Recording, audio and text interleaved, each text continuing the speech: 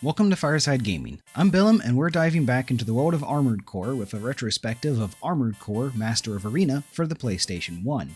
This is the final Armored Core game released on the PS1, and it retains many of the same features present in the previous two games. I just so happen to have reviews of those already, so consider checking them out if you haven't already. The combat and controls from Armored Core and Project Phantasma remain the same in Master of Arena, so I'm not going to spend too much time talking about them. However, I will say that the game continues to be fast-paced fun for fans of the mech genre. While tank controls aren't for everyone, they're worth adjusting to if you're looking to tackle the earlier AC games. Also, just like with the other two games, MOA puts a major focus on customization. There's more than 180 Armored Core parts players can collect and use to create their own mecha, with 27 of them being new to this game. Players that transfer over their saves from either Armored Core or Project Phantasma will also retain all of their previous parts and money earned in those games. As such, it's more fair to think of Master of Arena as an expansion to Armored Core rather than a standalone game. The same holds true for Project Phantasma as well. Granted, players can start this game without a prior AC save file, but I really don't suggest it. For this playthrough, I'm still using my same save file that I transferred from Armored Core to Project Phantasma and now to Master of Arena. This feature is easily one of my favorite things about these games, even if it's a bit of an issue when it comes to the story. See, Master of Arena doesn't take place after the original Armored Core. That's not too surprising considering Project Phantasma was a prequel, but Master of Arena isn't that either. Instead, this game takes place at the same time as the first Armored Core. That makes it near impossible to create a working headcanon where the player is the same Raven, the mercenaries that pilot the ACs, across these three games. Rather, I think I just have to accept that each game follows its own Raven, and just accept that the parts and funds save transfer is purely for gameplay purposes. But what is this Raven's story? Why does he decide to pilot an Armored Core? And how does it fit into the other stories we've been through so far? Get ready for spoilers as we tackle the events of Armored Core Master of Arena. This time around, we have a bit more backstory when it comes to why we've signed up with Raven's Nest. Our family was killed in a terrorist attack in Isaac City. While these aren't uncommon, as corporate giants Chrome and Murakumo wage war with each other by signing on Ravens for battle, the attack that stole our loved ones was the worst the city has seen yet, and leading that attack was Hustler 1 in his nineball AC. Hustler 1 is the top-ranked Raven in the arena and a mysterious figure among AC pilots. He's never been seen before and remains distant. What we do know is there's only one way we're ever getting a shot at him, and that's through the arena. We make our plea to former Raven Lana Nielsen, who agrees to sign us up at Raven's Nest and act as our operator. In our first assignment, Hustler 1 appears and kills a hacker that has just surrendered to us. Afterwards, he says he knows we've been looking for him, but he doesn't care, as no one can defeat him. Lana tells us that she'll get us a shot at Hustler 1 someday, but that first we need to show our worth to attract arena sponsors. This has us taking on more missions for Raven's Nest to prove our value. And this works as we eventually catch the eye of ProgTech R&D chief Elon Cubis. He agrees to sponsor us in the arena, or at least the sub-arena. This is a smaller arena of new candidates that we'll have to take out to prove that we're good enough to battle the AC pilots in the main arena. All goes well as we continue to take on missions from Lana while also rising through the ranks of the sub-arena.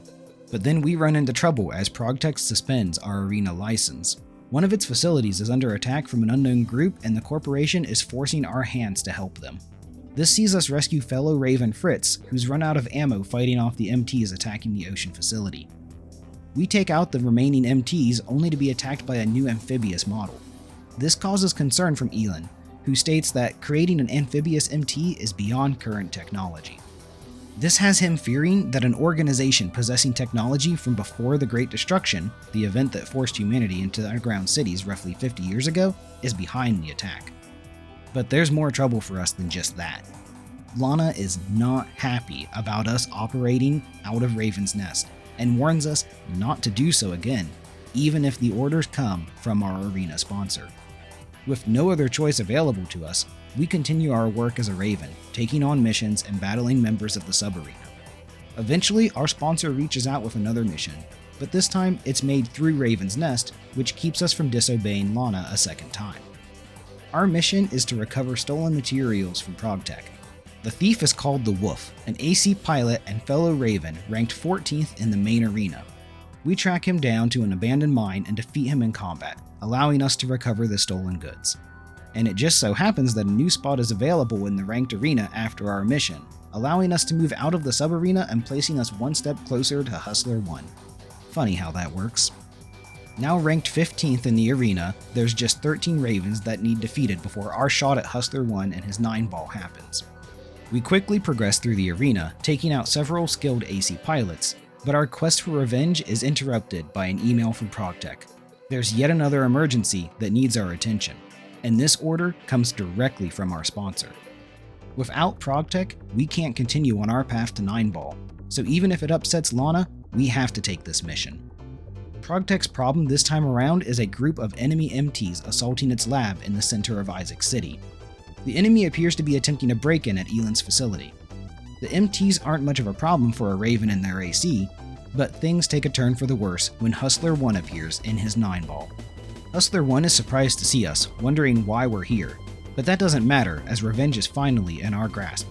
And just when it looks like we're going to win, he retreats, claiming we're too powerful and that he needs to make more modifications. Afterwards, Elan thanks us for taking care of Hustler 1 and promises to start investigating the Raven. He understands there's already bad blood between Hustler 1 and us and is willing to help with our revenge. Unfortunately, Lana isn't just giving us a warning for rushing off to ProgTech's aid. Not only does she refuse to operate as our contact at Raven's Nest, she also cuts off all support we get from the mercenary group. That means no more missions, but we can still progress through the arena in our quest to defeat Hustler 1. As we progress through the arena and take missions for ProgTech, Elan continues to provide us with information he digs up about Hustler 1 and 9-ball. Not only has no one ever met the Raven, but large amounts of information about the pilot and his AC have been deleted. Also, any corporation connected to Hustler 1 either sees rapid success or swift failure. That leads Elan to believe that Hustler 1 is targeting ProgTech for destruction, but he doesn't know why. Right after reading this email, we get an emergency alert from ProgTech. The company moved Elan to its corporate HQ to protect him, but immediately came under attack. When we get to the location, Elan has informed us that 9-ball is right in front of him, but it doesn't appear Hustler 1 is targeting him. Instead, he's waiting for us. We make our way through the facility and find ourselves face to face with 9-ball. Hustler 1 tells us that when a person gains too much power, they will destroy everything. He claims we've become one of those people. We defeat 9-ball this time, watching the AC explode into pieces. Afterwards, Elan gives us some more details about the mysterious AC and its pilot. First off, 9-ball is still present in the arena, even after we destroyed him. Secondly, Elan has learned that Raven's Nest is the group that's been deleting all of the data concerning Hustler 1 and his 9-ball. This has him concluding that Raven's Nest is much more than just a support group for mercenaries. We return to the arena to figure out why Hustler 1 isn't dead yet, and along the way, Elan uncovers more details about the Raven. When researching 9-ball, the only pilot information that came up was H1, and it looked to be a part number rather than a name. Elan theorizes that there's no such person named Hustler 1, and never has been. He also warns us that the name Lana Nielsen came up in his search, which is our former Raven's Nest contact. And just like that, we get an email from Lana. She's fulfilling her promise to set up a meeting with 9-ball. We get one more mission from her, which sees us entering an unknown factory outside of Isaac City. As we enter the factory, we're faced with 9-ball once more, but this time Lana is piloting the AC. We take 9-ball down yet again and make our way further into the building. That's when we see rows of 9-ball ACs lining the walls and hear both Lana and Hustler 1 speaking to us in unison. They, or rather it, tells us that the corporations, the ACs, and Raven's Nest were all created by it, made with the purpose of recreating the world and humankind, because that's the duty entrusted to it. We run into 2 more 9-balls as we dive deeper into the factory. Again, the AI behind Lana and Hustler 1 speaks to us. It tells us that those with too much power, those that bring only chaos, they are not part of the program. We defeat these 2 9-balls, but the AI lives on. In its own twisted way, it's trying to protect the world and humanity, but it's only through control, through limiting freedom, that it can accomplish this. Stealing our resolve, we dive into the deepest depths of the secret factory. It's here that we face off against Nineball one last time, but not in the same way as before. Nineball has been through some major, extensive upgrades, so much so that he can now take flight with a jet-like form, allowing for quick, strafing attacks. The battle was hard fought, but Nineball was never a match for us, no matter what form it took. Shortly after the battle, Raven's Nest closed down completely. With our revenge complete, we disappear from Isaac City. And that's the story of Armored Core Master of Arena. If you've been keeping up, then I'm sure you've noticed a couple of things that make this entry stand out from previous ones. For example, this time around, the Raven has a backstory and motivation for his actions. This is a little bit different than the more stoic mercenaries we play as in Armored Core 1 and Project Phantasma, but it's not a bad thing. I quite like the story this time around, as the stakes felt higher since there was a personal connection between the player and Nineball. Also, Master of Arena weaves the arena into the story. It's required of players to take part in arena matches instead of it just being optional like it was in Project Phantasma. With the story progressing the way it does, this is a great choice. Also, even though the arena is required, players won't have to take part in as many matches as were present in Project Phantasma. But that doesn't mean there's a lack of arena content. ACMOA comes with a second disc packed to the brim with arena battles. The EX Arena features the best of the best AC pilots that players will have to take out. There's even different categories depending on the types of legs players use. Some of the other fun ones include battles against From Software employees' ACs, and the ACs of competitors in a Project Phantasma tournament held in Japan way back in the day. And there's plenty of others too. It makes for a load of bonus content that I played with a bit but didn't do all of. Also, the second disc contains the Ranker MK feature. This allows players to create their own custom ACs as well as fine-tune the AI that pilots them. Players can then battle these ACs in the arena of their choice. I played around with this a bit by making an AI piloting my own AC and making it incredibly smart. And I failed to beat it both times I tried. Guess the machine wins this time. And to go along with this, there's new arenas to fight in as well. Just like before, progressing through the arena can sometimes be like solving a puzzle. There's a real enjoyment that comes from changing up your AC to beat a tough opponent, or picking the right arena to fight in for your advantage. I was particularly fond of this Wild West arena that has players face away from each other at the start as if they're cowboys in a quick draw shootout. From Software also has fun with some of the arena contestants in strange ways. Take Frogman for example. He's a completely non-hostile pilot in a green AC with legs designed for jumping. When you challenge him to a battle, he doesn't take a single shot at you. Instead, he just simply hops around you like a frog. This is the kind of humor that I really enjoy, as it sticks out for the right reasons in a game as serious as Armored Core. Also, it makes you wonder who's sponsoring this guy to act like a frog, as well as how he's not the bottom-ranked member of the arena. He's beaten people. Just think about that. If there is one warning I have to give about Armored Core Master of Arena, it's that the game can get hard out of nowhere. Case in point, the final battle against Nineball Seraph. I had to try this match much more than I'd like to admit, and honestly, I really only won due to good RNG and dumb luck. I wouldn't have minded too much, but each loss means having to spend another 5 minutes progressing through the level. And it's not like it matters how well you do in this first part. The level is split in two, and players' ACs get restored to full health, and they get all of their ammo back before the battle against Nineball Seraph.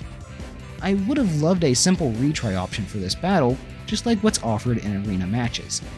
And to be honest, I took advantage of a save state after a few tries to place me right before the final battle.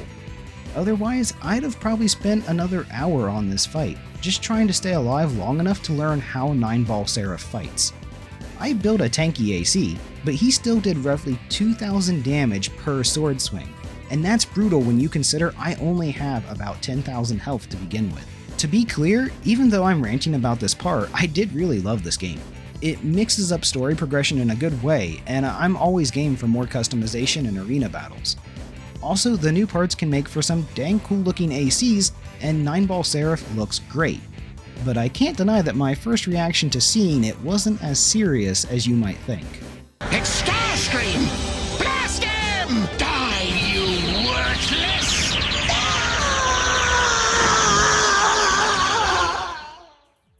Also, we get a new soundtrack this time around, which is a welcome surprise considering Project Phantasma just reused AC's music. And this is the game that brings us Apex and Circle, which is one of my personal favorite AC songs, as I really dig that mechanical yell that closes out the track. There's plenty of other great songs in the game worth listening to, and I've been using them throughout this video. Overall, Armored Core Master of Arena is an exceptionally good expansion to Armored Core. It works best that way, and I highly advise playing it with save data from AC1 and Project Phantasma instead of just on its own. When I look at everything the game offers with its story, AC parts, and massive amount of arena battles, this might be my personal favorite of the PS1 AC games. But I will warn that it lacks as many missions as the original, with only 19 to play through. This means players that don't enjoy the arena won't get as much out of this game as they would the first. That's just something to keep in mind, and I'll stress once more that these 3 games really should be played as a set, with the players starting on Armored Core, then Project Phantasma, and finishing with Master of Arena. Also, if you're wondering how to buy these games today, you're stuck seeking out the originals. Outside of some PSN re-releases, From Software has never put out new versions of the Armored Core games. That means they command a high price on the secondhand market, which can be a real barrier for anyone interested in the series, especially with Armored Core 6 just around the corner. With that in mind, I'd advise playing these games any way you can if you're trying to play catch-up before AC6 comes out. Thanks for stopping by and checking out my review of Armored Core Master of Arena, and until next time, take it easy.